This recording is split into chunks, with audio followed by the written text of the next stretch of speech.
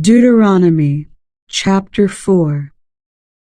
And now, Israel, listen carefully to these decrees and regulations that I am about to teach you.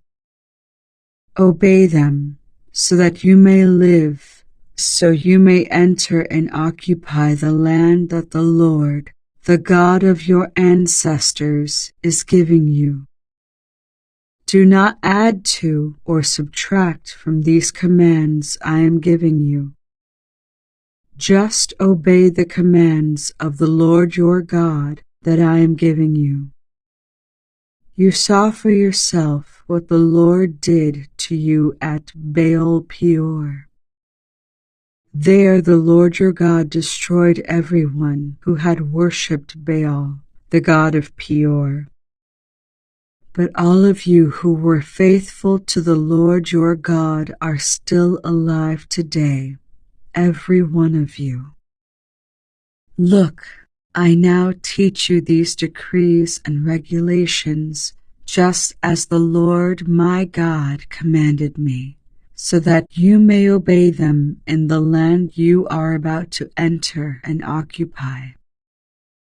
Obey them completely, and you will display your wisdom and intelligence among the surrounding nations. When they hear all these decrees, they will exclaim, "How wise and prudent are the people of this great nation!" For what great nation has a God as near to them as the Lord our God is near to us whenever we call on him? And what great nation has decrees and regulations as righteous and fair as this body of instructions that I am giving you today? But watch out. Be careful never to forget what you yourself have seen. Do not let these memories escape from your mind as long as you live. And be sure to pass them on to your children and grandchildren. Never forget the day when you stood before the Lord your God at Mount Sinai, where he told me, "Summon the people before me, and I will personally instruct them. Then they will learn to fear me as long as they live, and they will teach their children to fear me also." You came near and stood at the foot of the mountain, while flames from the mountain shot into the sky.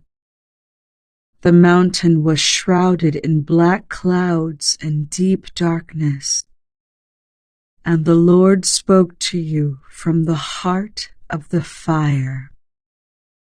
You heard the sound of his words, but didn't see his form. There was only a voice. He proclaimed his covenant, the 10 Commandments, which he commanded you to keep and which he wrote on 2 stone tablets. It was at that time that the Lord commanded me to teach you his decrees and regulations, so you would obey them in the land you are about to enter and occupy. But be very careful. You did not see the Lord's form on the day he spoke to you from the heart of the fire at Mount Sinai.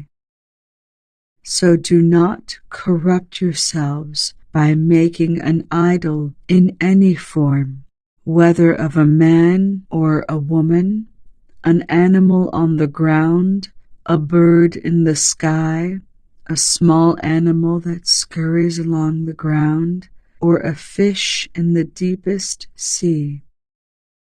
And when you look up into the sky and see the sun, moon, and stars, all the forces of heaven, don't be seduced into worshiping them.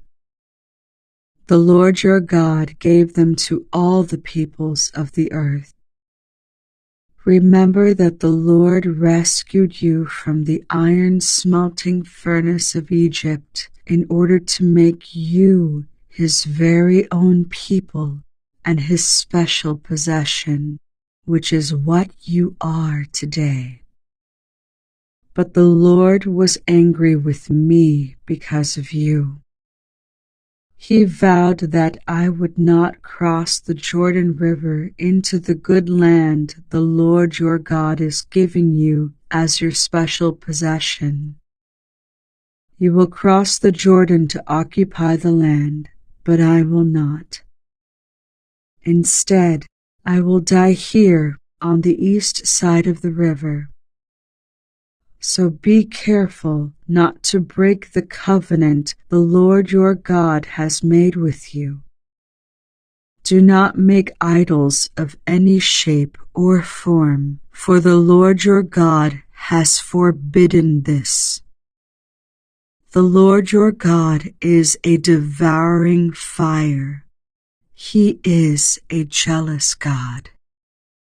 In the future, when you have children and grandchildren and have lived in the land a long time, do not corrupt yourselves by making idols of any kind.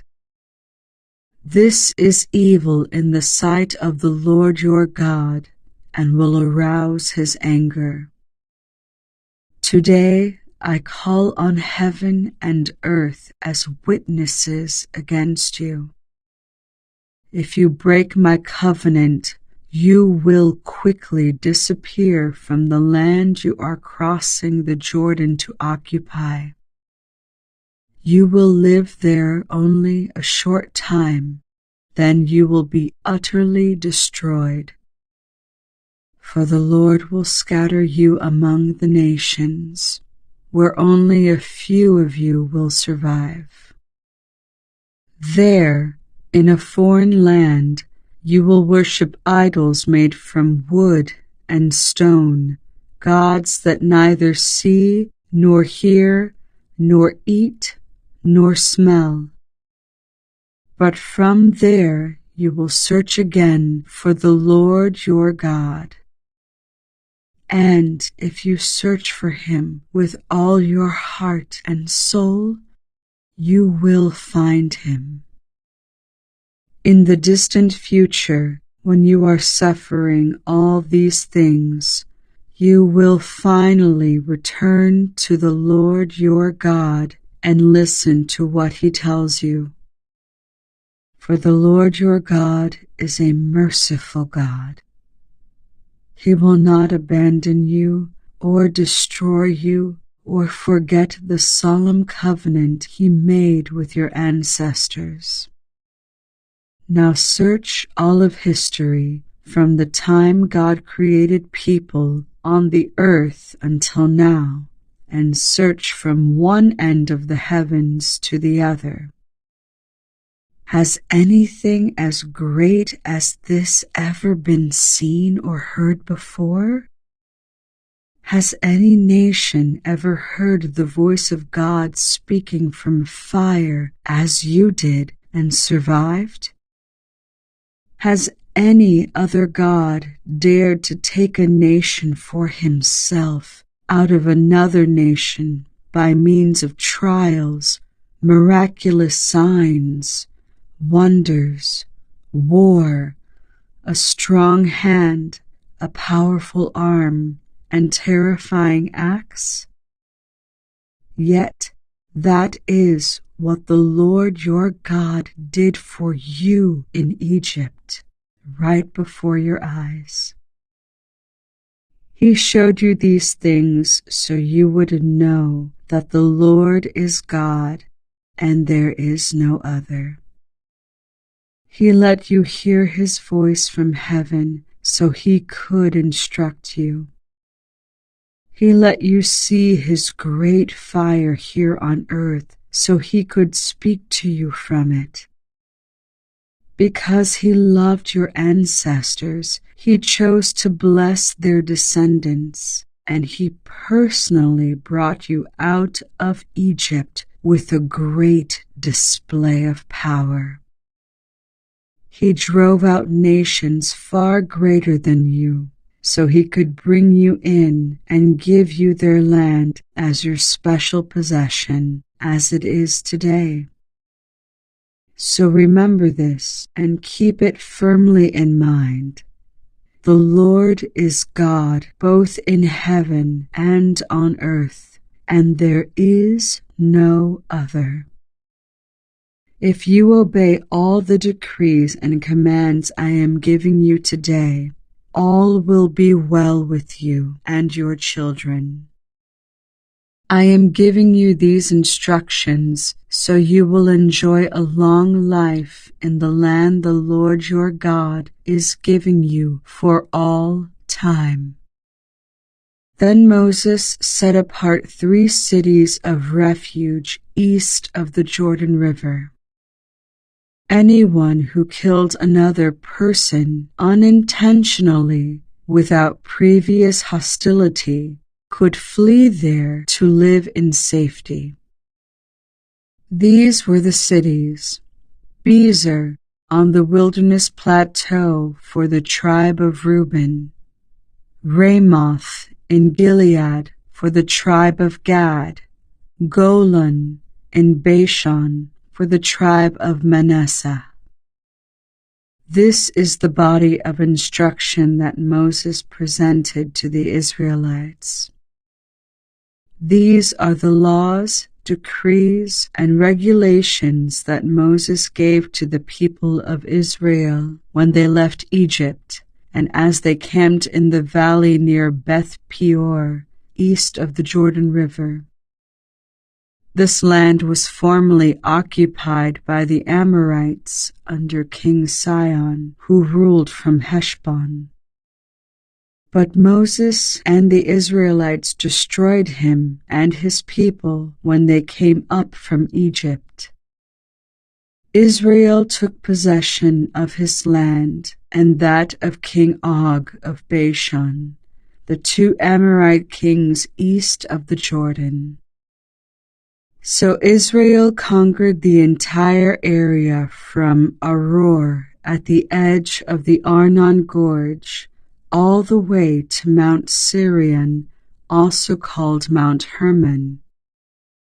And they conquered the eastern bank of the Jordan River as far south as the Dead Sea, below the slopes of Pisgah.